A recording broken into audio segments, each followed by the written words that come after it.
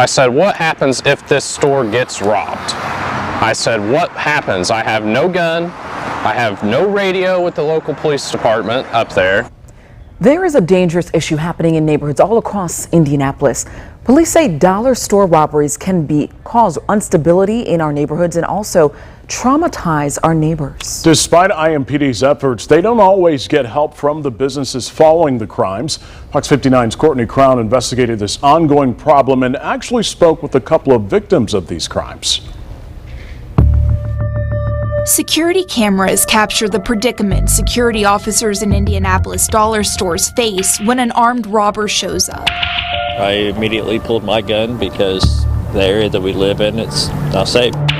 Taylor Wurr was guarding a store in Indy a few years ago. Shortly after, the clerk was fatally shot inside the Dollar General on Emerson Way on May 27, 2018. I had to go in there and guard that store. There was still blood on the cabinets, bullet holes in the cigarette case where the guy fired into it, and they just opened back up.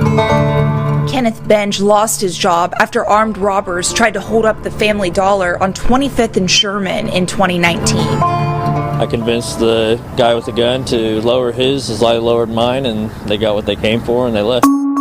Benge says he was not supposed to carry a gun while on guard duty, according to the company's rules. They actually fired us due to the fact that I was armed. Robbers are hitting stores like Dollar Tree, Family Dollar, and Dollar General often. We dug through 2 years of records. We found these 3 companies were robbed in Indy 132 times in 2019, 122 times in 2020, and 46 times this year through the end of April.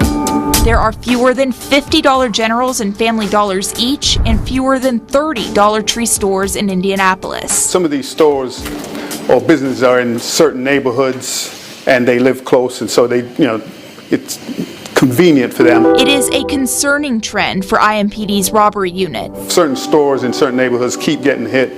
That could discourage them from continuing their business in that area. So it affects all of us. It affects the stability of the neighborhood, and it could create food deserts in some cases. We just spoke to police. In the past 3 years, we've reported several dollar store robberies that resulted in the store employees being shot or killed. The crime there is getting out of control with those Family Dollar General stores. I see it on the news all the time, and that's the ones that do get reported. The detective may see things that they could do better. IMPD's Robbery Division Captain Doolin Nelson tries to help businesses prevent robberies. Try to have 2 or more employees when you close and open the store. Make sure your business is well lit. We point out the pros and the cons to following, what we suggest. They need to do something, security or something. It's up to the company to make the changes. Benge and his former employer, Taylor Wurr of Lone Star Security, say these stores put a price tag on the safety of those they hire. A little bit afraid to take my kids shopping. It's not safe. Like, I tried to get a car parked out front, I tried to get a sign in the window, and they just would not do it. They said, oh, that's extra cost we don't want to account for.